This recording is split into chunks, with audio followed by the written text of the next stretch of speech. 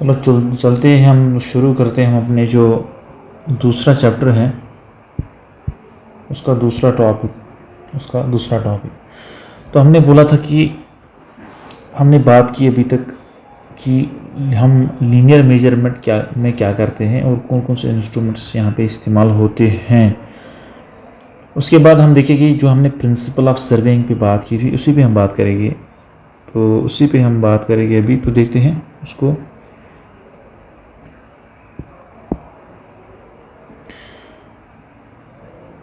सबसे पहले मैं यहाँ पे डिफाइन करूँगा, यहाँ पे एक शेप बनाने की कोशिश करूँगा मैं।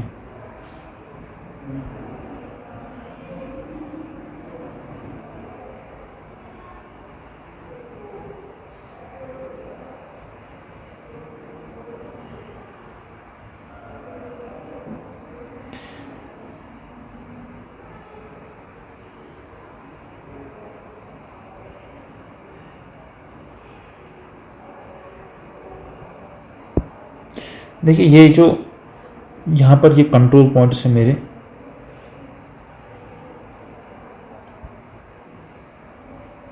सपोज ये मेरा ए पॉइंट है, ये मेरा बी पॉइंट है, ये मेरा सी पॉइंट और ये मेरा डी पॉइंट है। ठीक है, तो ये मैं जो 4 पॉइंट यहाँ पर मैंने बनाए हैं,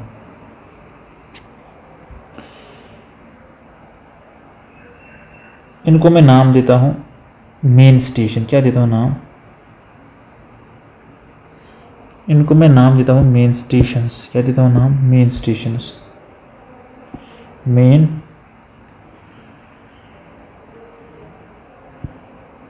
stations, these are my main stations. Main stations मेरे, main as a name says main, ये मेरे बुनियादी स्टेशंस हैं जिनसे मैं अपनी सर्वेइंग की बेस मानता हूँ, जो मेरी बाउंड्री को डिफाइन करते हैं। These define the boundary of my surveying. ये मेरी सर्वेइंग की बाउंड्री को डिफाइन करते हैं। बाहर से मेरी जो सर्वेइंग है, मेरी जो ट्रैवर्सिंग है वो कहाँ से चल रही है, उसका एरिया ये डिफाइन करती हैं। तो जब मैं इन मेन स्टेशंस को आपस में जोड़ता हूँ तो ये ट्रैवर्स एक बनता है पूरा मेरा ट्रायंगुलेशन सिस्टम में, और ये नेटवर्क ऑफ ट्रायंगल्स बनता है। यहाँ पे जो 2 मेन स्टेशन को जो लाइन ज्वाइन करती हैं उसी को बोलते हैं मेन लाइन। ये मेरी मेन लाइन है। क्या है? यही मेरी मेन लाइन है। क्या है मेरी? यही मेरी मेन लाइन है, मेन सर्वे लाइन मैं इसको बोलता हूँ। उसके बाद मेरे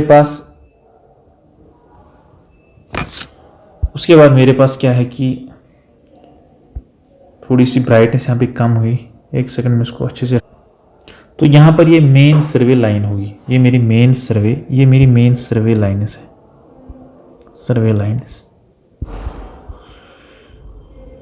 फिर कभी कभार क्या होता है कि मुझे अंदर की डिटेल्स लेनी होती है। क्या लेनी होती है? अंदर की डिटेल्स होनी है। वो अंदर की डिटेल्स को लेने के लिए मैं क्या करता हूँ, मैं इन मेन सर्वे लाइन्स पे कुछ और स्टेशन बिछाता हूँ। सपोज करो मैंने यहाँ पे ये वाला स्टेशन बिठाया, ये वाला स्टेशन बिठाया, यहाँ कहीं पे भी मेन सर्वे स्टेशन में कोई ये वाला स्टेशन है। तो ये मेरे जो स्टेशन है यहाँ से D, E एंड F, ये मेरे पास टाई स्टेशंस, इनको बोलता हूँ मैं टाई स्टेशंस, सब्सिडरी स्टेशंस, या मैं इनको बोलता हूँ ऑक्सिलरी स्टेशंस, बोलता हूँ। जब मैं इन स्टेशंस को ज्वाइन करता हूँ तो यहाँ ये जो मेरी लाइन बन गई यहाँ पे E एंड F, अगर ये E है, ये मैं कौन सी लाइन दिया, इसको मैंने नाम दिया था, सपोज यही मेरी E है, ये मेरा E है और ये मेरा F है।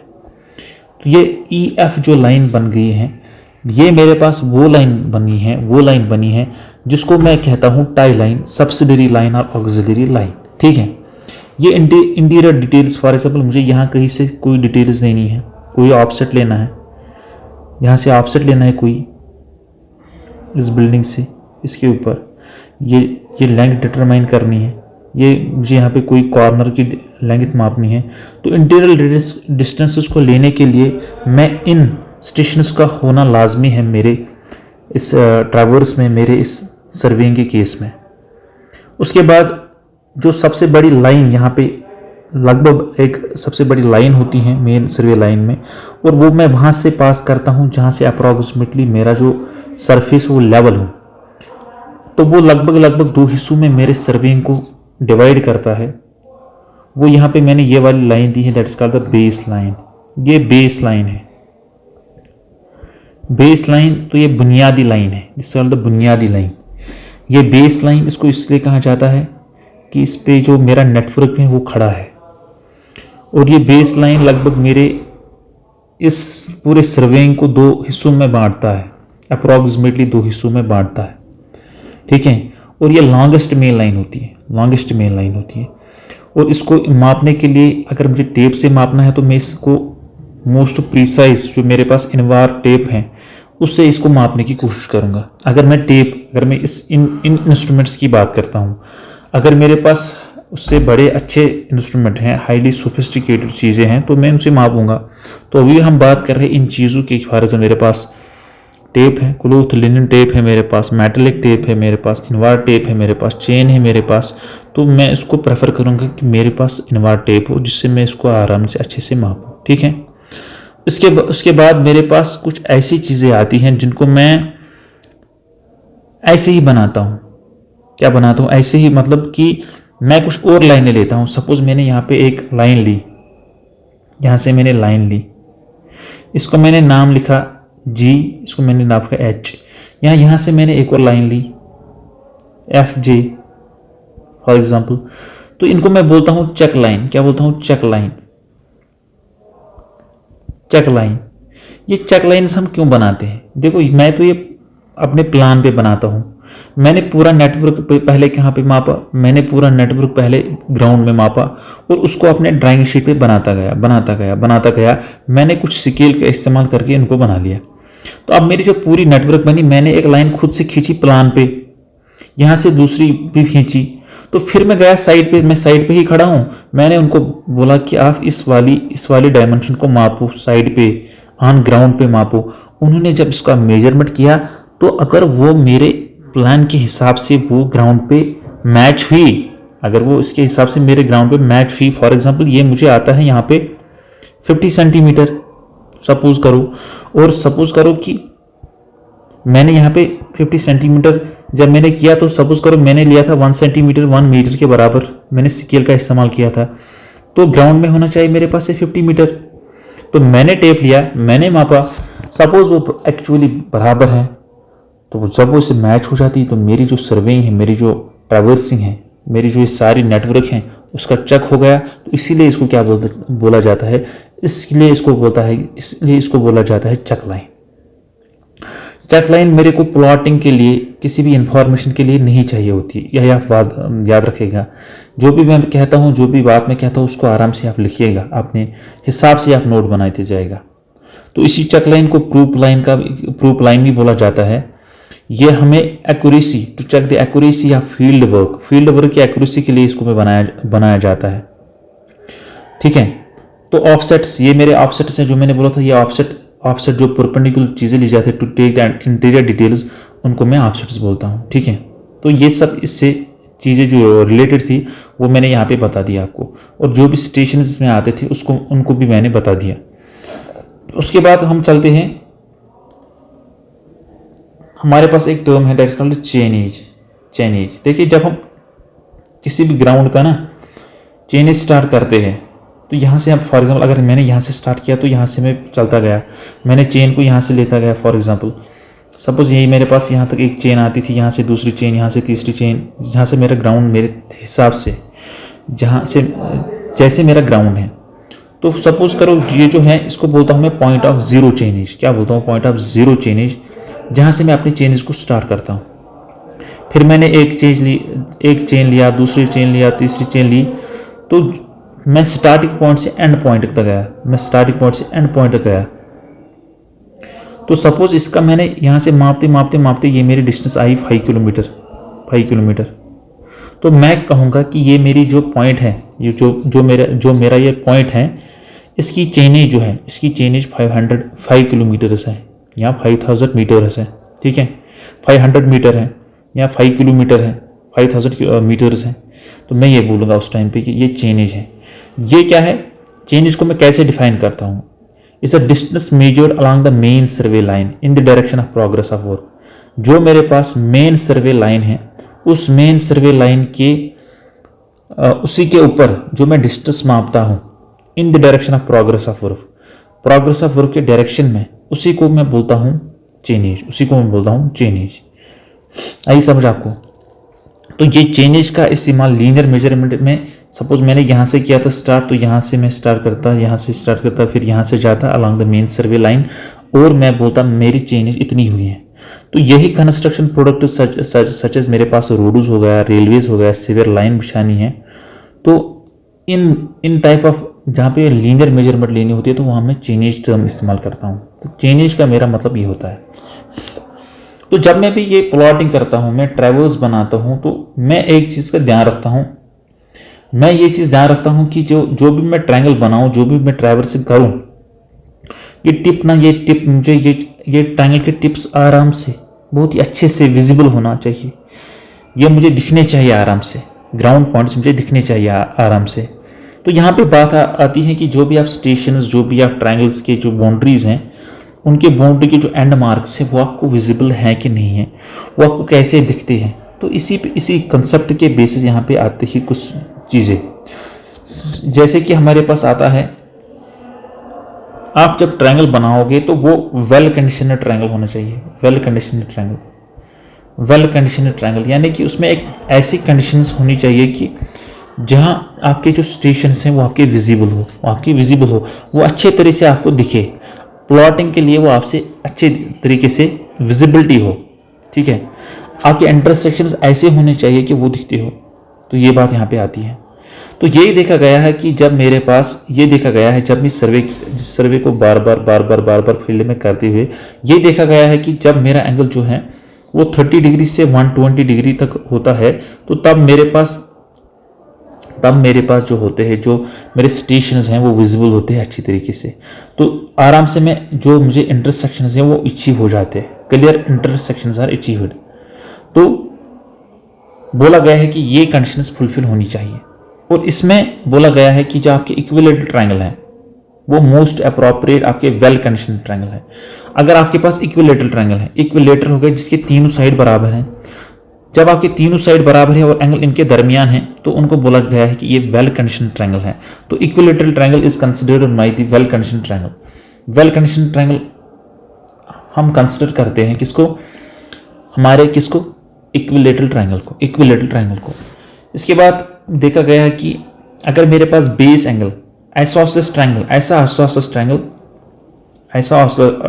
ट्रायंगल जिसमें जो बेस एंगल जो है ये ए बी है सी है, ये बेस एंगल 52 या 56, आप ये चेक करिएगा ये 56 है कि 52 है, 56 डिग्री 40 मिनट्स हो, वहाँ पे ये मेरे जो है ये मुझे बेस्ट कंडीशन में मानता हूँ इसको, best condition triangle is considered isosceles triangle with an base angle of 56 degree 14 minutes, ठीक है। और well condition triangle are considered, equilateral triangle are considered as well conditioned triangle. आई बात समझ में आपको? उसके बाद हमारे पास जो ये चेनेज होता है, उसमें कुछ छोटे छोटे इंस्ट्रूमेंट्स इस्तेमाल होते हैं, छोटी छोटी चीज़ें इस्तेमाल होती हैं, उनको हम देखेंगे यहाँ पे। तो सपोज मेरे पास यहाँ पे एक चीज़ इस्तेमाल होती है जिनको मैं बोलता हूँ पैग। क्या बोलता हूँ? पैग। ये पैग्स क्या होते हैं? देखो ये पैग्स इस्तेमाल होते हैं मेरे पास डिफिनेट पॉइंट्स को मार्क करने के लिए, जो टेम्पोरली होते हैं या परमानेंट तो नहीं होते, टेम्पोरली होते हैं या सेमी परमानेंटली होते हैं। उनको मुझे मतलब परमानेंटली वहाँ पे नहीं रखना है, फिर मुझे उनको उठाना है, ठीक है।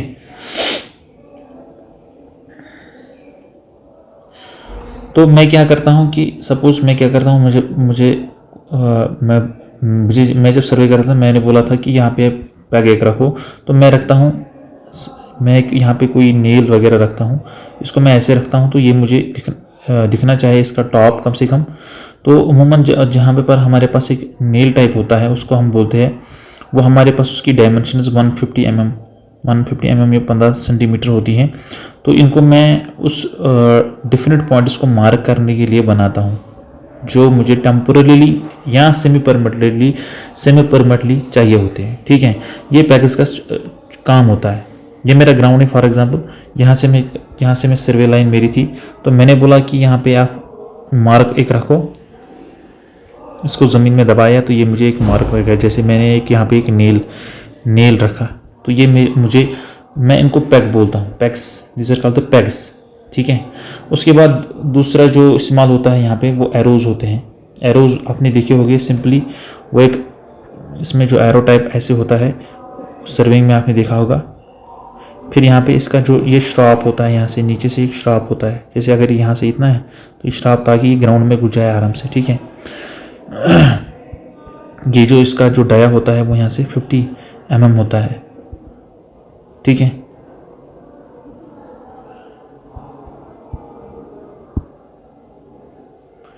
तो यहाँ पर जो एरोज है मुझे किस लिए चाहिए, जब मैं क्या करता हूँ, जब मैं किसी भी लाइन की लेंथ मेजर करता हूँ तो मुझे, जैसे मैंने एक चेनेज ख़त्म किया, टेप ख़त्म किया, तो वहाँ पे मैं रखता हूँ एक एरो जो मुझे पीछे वाला बंदा है वो वहाँ पे से आए, वहाँ से स्टार्ट अपना फिर से मापना शुरू करे, तो वो वहाँ से एरो रखता है एक डिमार्केशन के लिए। ठीक है, तो मुझे टैब को हर बार रखना होता है उस जगह पे, तो मेरा क्या करता हूँ, मैं एक एरो को रखता हूँ वहाँ पे खड़ा, जाके जो मेरा पिछला वाला बंदा हो उसको आराम से आइडेंटिफाई हो जाए कि वो पहली लाइन इसने कहाँ तक मापी थी। ठीक है, तो सपोज करता हूँ कि मेरे पास एक चेन है, ये 20 मीटर की है, 20 मीटर की चेन है या 20 मीटर का फीता है, इसने यहाँ तक मापा, फिर यहाँ तक मापा, फिर यहाँ तक मापा, 20 मीटर।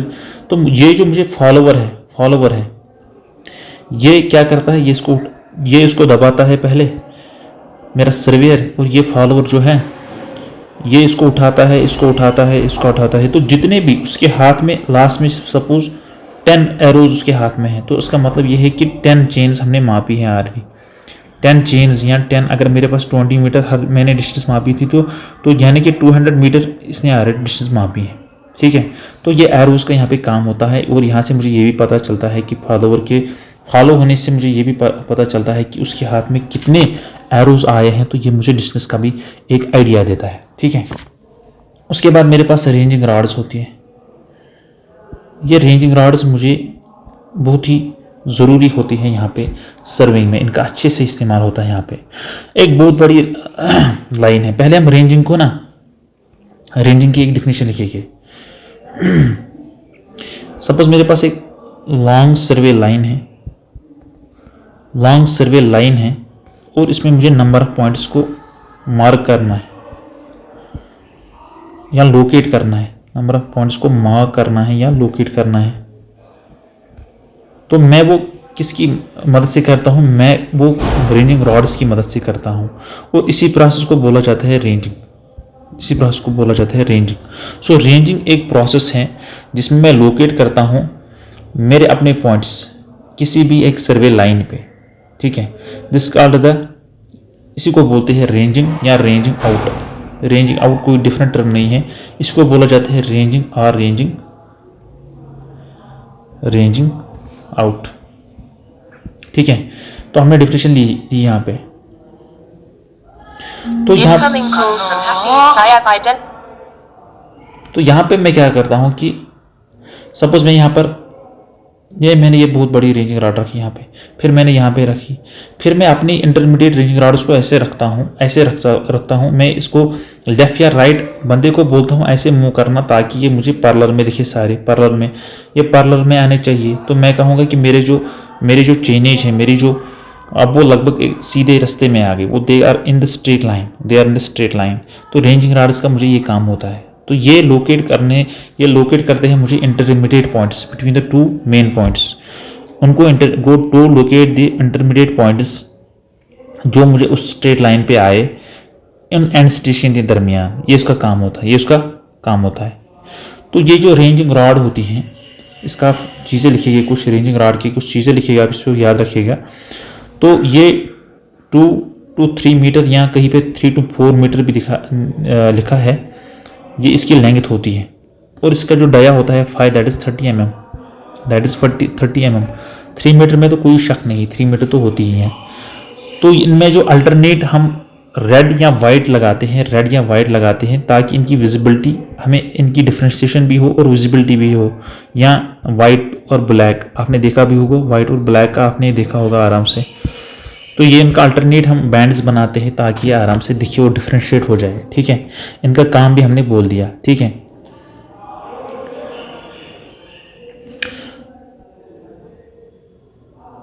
इनका जो ये बैंड्स होते हैं, बैंड्स सपोज मैंने ये बैंड बनाया यहाँ पे, ये 20 सेंटीमीटर का एक बैंड होता है, यहाँ 200 mm का। फिर दूसरा बैंड हमने बनाया, फिर तीसरा बैंड बना दिया, जब तक इसकी लेंथ इतनी ना हो जितनी मुझे चाहिए। और फिर जैसे ये वो डंडा टाइप होता है ये, ठीक है। उसके बाद मुझे ऑफसेट रॉड्स हैं, ऑफसेट्स लेने के लिए होते हैं हमारे पास। तो उसके बाद ऑफसेट रॉड्स का इस्तेमाल किया जाता है। What are offset rods? ये आपके रेंजिंग रॉड्स की तरह ही होते हैं, लेकिन इनमें ऊपर ये मेरे पास ऊपर है ना, ऊपर वाली इसका पोर्शन, तो इसमें एक ऐसा वो हुक जैसा होता है, ठीक है। इसमें एक हुक जैसा होता है ऊपर से, और इसमें जो यहाँ पे एक नीचे वाले हिस्से में ना, यहाँ बीच वाले हिस्से में, इनमें एक वर्टिकल वो नैरो टाइप एक स्लॉट होता है। ये 2 स्लॉट होते हैं और वो 2 स्लॉट एक दूसरे के परपेंडिकुलर होते हैं। वो स्लॉट्स हमने इसमें बनाते होते हैं, वो स्लॉट्स वर्टिकल होते हैं। तो यहाँ पे 2 शॉर्ट नैरो वर्टिकल स्लॉट्स होते हैं जो राइट एंगल्स होते हैं।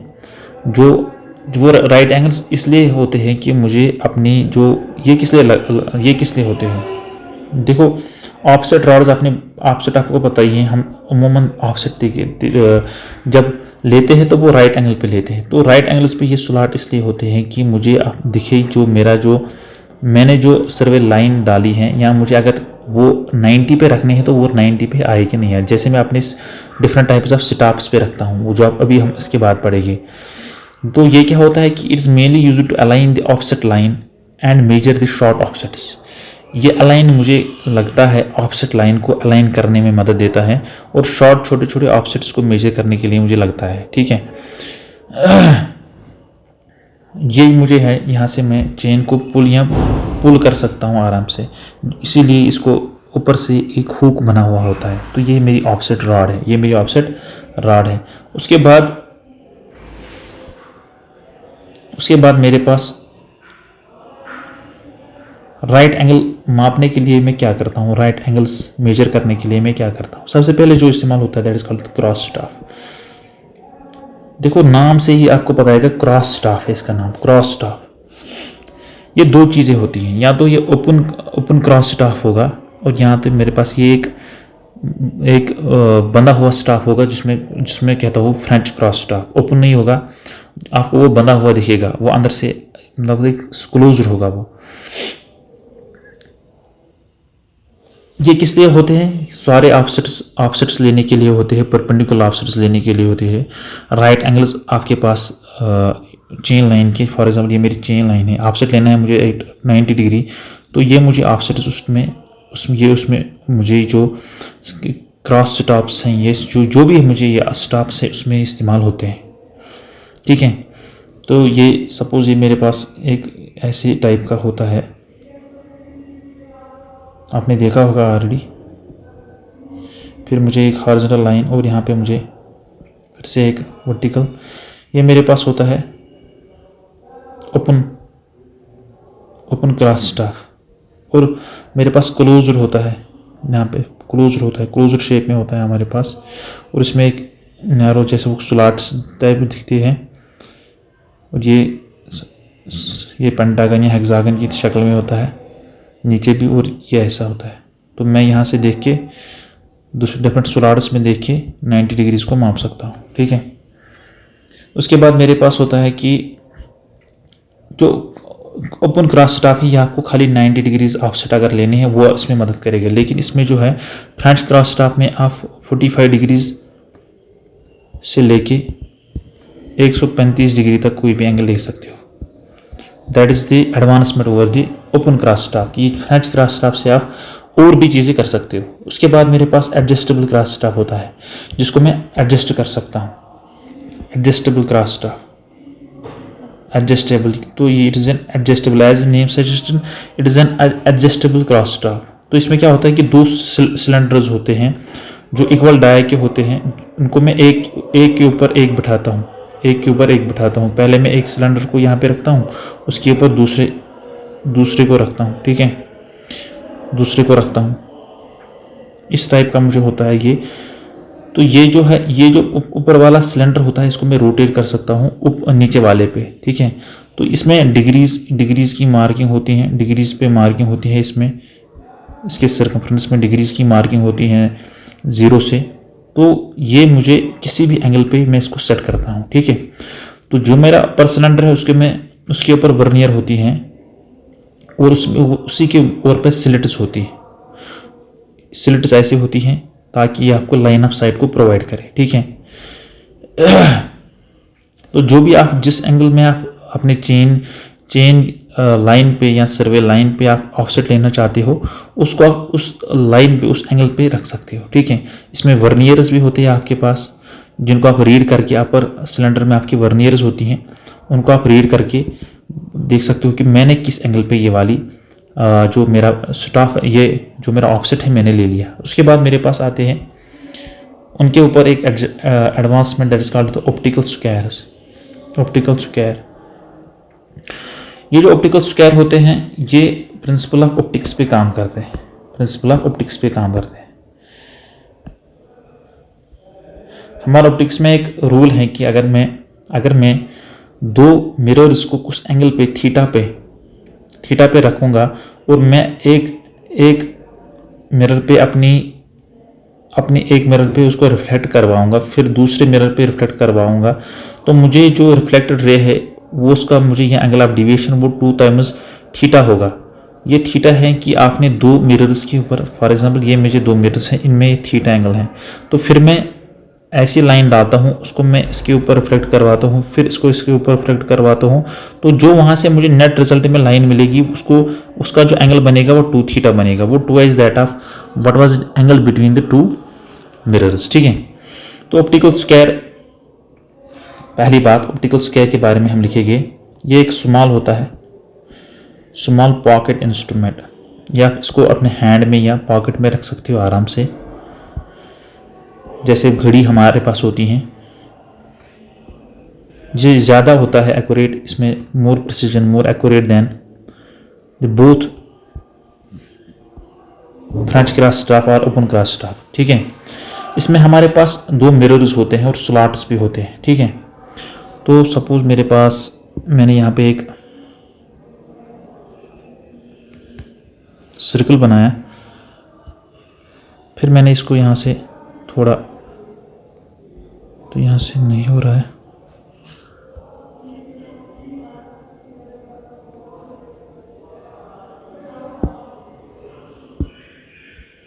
इरेज तो नहीं होगा क्योंकि हमने इसको यहाँ से बनाया। तो हम एक काम करते हैं, तो यहाँ पे क्या होता है कि यहाँ पे इसको मैं खाली छोड़ता हूँ, यहाँ पे कुछ नहीं है, यहाँ पे भी कुछ नहीं है और यहाँ पे भी कुछ नहीं है। आप इसको इमेजिन करें कि यहाँ पे कोई कुछ नहीं है। तो क्या होता है कि ये, इसको मैं बोलता हूँ आई होल, जहाँ से मैं देखता हूँ आई होल, ठीक है। यहाँ पर हमारे पास फॉर एग्जांपल ये मेरा ऑब्जेक्टिव 1 है और ये मेरा ऑब्जेक्टिव 2 है, ठीक है। मैं क्या चाहता हूँ, मैं चाहता हूँ कि मैं जब ऑफसेट डालूँ अपने मेन सर्वे लाइन में, सपोज ये मेरे मेन सर्वे लाइन है, मैं चाहता हूँ कि ये वाला जो ऑफसेट है ये मेरा, इस वाले ऑफसेट, ये ऑब्जेक्टिव में मुझे 90 डिग्री को इनिशिएट करना है, 90 डिग्री को बनाना है। तो मैं क्या करता हूँ, मैं लाता हूँ अपना ऑप्टिकल स्क्वायर और मैं यहाँ पे रखता हूँ एक ऑफसेट रॉड को रखता हूँ मैं यहाँ पे, रेंजिंग रॉड को यहाँ पे रखता हूँ मैं। रेंजिंग रॉड को देखता हूँ मैं यहाँ से, और एक मैं यहाँ से रखता हूँ, और मैं देखता हूँ यहाँ से मैं देखता हूँ, तो मुझे ये पूरे जब विजिबल होती है अच्छे तरीके से रॉड्स, तो मैं देखता हूँ मुझे क्या पता चलता है कि मुझे पता चलता है they are 90 to each other, they are 90 to each other. और इसी को मैं कैसे वेरीफाई करता हूँ, इसी को मैं कैसे देखता हूँ कि मेरे पास क्या होता है कि इसी में क्या होता है कि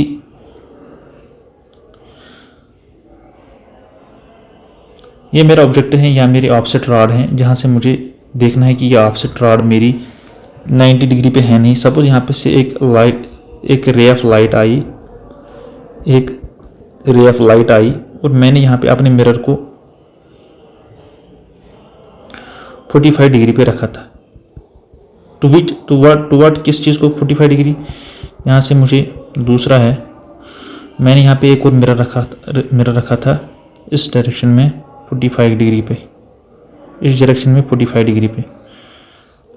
तो जब मैं ऐसे रखता हूँ कि जब ये मिले यहाँ पे, तो ये मिरर मेरे पास इनके दरमियान जो एंगल होगा वो 45 डिग्री, ये मैं इसमें खुद से मैनुअली रखता हूँ।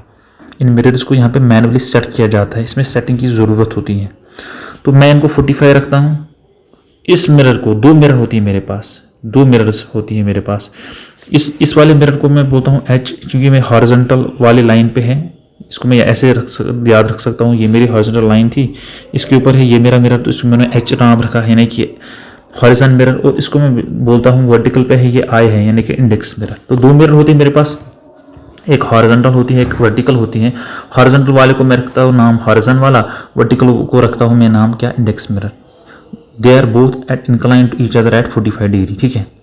जो मेरे पास ये हॉरिजॉन्टल ग्लास होता है, ये इसके ऊपर ये सिल्वर्ड होता है, ये यहाँ से अनसिल्वर्ड होता है। ये सिल्वर कोटिंग यहाँ से नहीं होती, खाली टॉप सरफेस पे यहाँ पे सिल्वर कोटिंग होती है। और जो मेरे पास ये इंडेक्स मिरर है, ये फुली पेंटेड होता है, नीचे भी ऊपर भी, ठीक है। और ये मेरा जो ओपनिंग होती है O2, दूसरी ओपनिंग होती है, उसके ये अपोजिट होता है, ये इसके अपोजिट है, O2 के अपोजिट है, ठीक है बात। तो ये इसी प्रिंसिपल पे ये कि जब इस पे यहाँ से एक रेंजिंग रॉड से लाइट रे आई, तो वो यहाँ से रिफ्लेक्ट होके दूसरी बार इस वाले मिरर पे रिफ्लेक्ट हुई, दूसरे वाले इस मिरर पे रिफ्लेक्ट हुई। तो जहाँ से ये जो एंगल है मेरे पास, यहाँ से पहले रिफ्लेक्ट हुई, यहाँ से रिफ्लेक्ट हुई, तो जहाँ जिस एंगल से वो डिवेट हो गई यहाँ से, ये जो यानी मेरे पास ये एंगल है, ये 90 बन गया, यहाँ से ये 90 है ना। तो ये 45 है, इनके दरमियान कितना एंगल था, इनके एंगल दरमियान था 45, और ये कितना एंगल है, ये 90 डिग्री है। ये कितना एंगल है यहाँ पे, 90 डिग्री। तो मैं इनको मान के चलता हूँ कि ये ऐसे में इनको क्या करता हूँ, ऐसे में अपने ऑफसेट रॉड्स को 90 पे लाता हूँ, ठीक है। तो ये प्रिंसिपल इसमें इस्तेमाल होता है, क्या है कि this is called the principle of double reflection. आपने इसको एक मिरर से पहले पास करवाया, रिफ्लेक्ट करवाया, फिर दूसरे मिरर से आपकी जो फाइनल जो रिफ्लेक्शन थी वो twice of that of the what was the angle between the 2 mirrors, ठीक है। वो जब एक light of ray, when a ray of light undergoes 2 successive reflection in a plane at right angles to each of the 2 plane mirrors, the angle between the incident ray and the reflected ray is twice the angle between the mirrors, ठीक है। In the optical square, as the angle between the mirrors is 45, the reflected ray is perpendicular to the incident ray. Reflected ray जो होती है, reflected ray वो incident ray के perpendicular होती है। ये मेरी incident ray थी, ये मेरी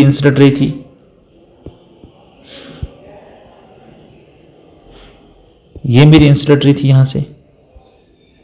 तो जब ये रिफ्लेक्ट हुई दूसरे वाले मिरर से, तो ये रिफ्लेक्ट होके जब ये वाली यहाँ से रिफ्लेक्ट हुई, पहले यहाँ से रिफ्लेक्ट हुई इधर से, ये यहाँ से रिफ्लेक्ट हुई, तो ये इस वाली को परपेंडिकुलर बन गई, ये इसको इंसिडेंट रे को परपेंडिकुलर बन गई, ठीक है। तो ये इस प्रिंसिपल के बेस पर मैं अपने आप को मान के चलता हूँ कि जब मैं ऑफसेट्स को सेट करता हूँ फील्ड में, तो वो एक दूसरे के परपेंडिकुलर आ जाते हैं, इस वाले प्रिंसिपल को इस्तेमाल करते हुए, ठीक है। तो यहाँ पे ये प्रिंसिपल इस्तेमाल किया जाता है। उसके बाद एक इसी के ऊपर एक एडवांसमेंट है इन दोनों के दरमियान। ये जो मैं यहाँ पे पढ़ा रहा हूँ अभी, AE में बहुत बार क्वेश्चंस आए हैं और आते भी हैं, ESC में भी आए हैं, JEE में भी आए हैं, AE में भी आते हैं। तो ये वाला पोर्शन कि हम कैसे किन इंस्ट्रूमेंट से हम ऑफसेट्स लेते हैं, 90 degree offsets, 135 degree offsets, different type of offsets, और कौन इनमें ज़्यादा प्रिसाइज है, एक्यूरेट है, वो भी पूछा जाता है। तो प्रिज्म स्क्वायर उसके ऊपर एडवांसमेंट है। प्रिज्म स्क्वायर में सारी चीज़ें यही हैं, लेकिन इसमें एडजस्टमेंट नहीं होती है। Adjustment is not needed. इसमें पहले ही एडजस्टमेंट किया जाता है, तो फिर एडजस्टमेंट की कोई ज़रूरत नहीं होती यहाँ पे। इस वाले में मैंने क्या बोला था कि ये ऑप्टिकल स्क्वायर है, ठीक है, ऑप्टिकल स्क्वायर है मेरे पास।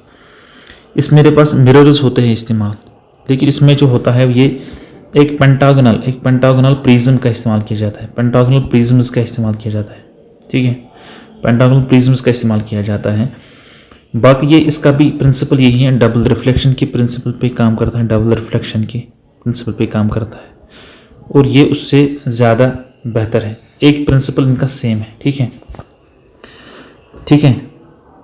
और यहाँ पे भी होता है कि यही जो रिफ्लेक्टिंग सरफेस होते हैं यहाँ पर भी प्रिज्म वाले, वो भी एक दूसरे के 45 डिग्री पे होते हैं, वो भी एक दूसरे की 145 डिग्री है, तो तब जाके सेम।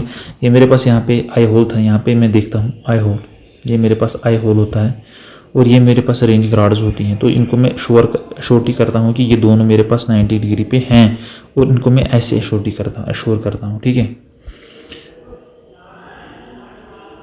तो इसको मैं ऐसे इस्तेमाल कर सकता हूँ।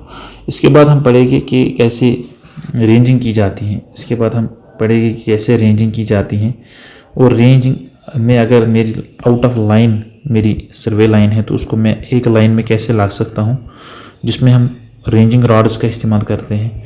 अभी भी हमने देखा कि कैसे हमने रेंजिंग रॉड्स का इस्तेमाल किया यहाँ पे देखने में, जब मैंने उस साइड से एक साइड से दूसरे साइड से रखी यही वाली रॉड, और उनको मैंने देखा कि ये 90 डिग्री पे है कि नहीं है, ठीक है।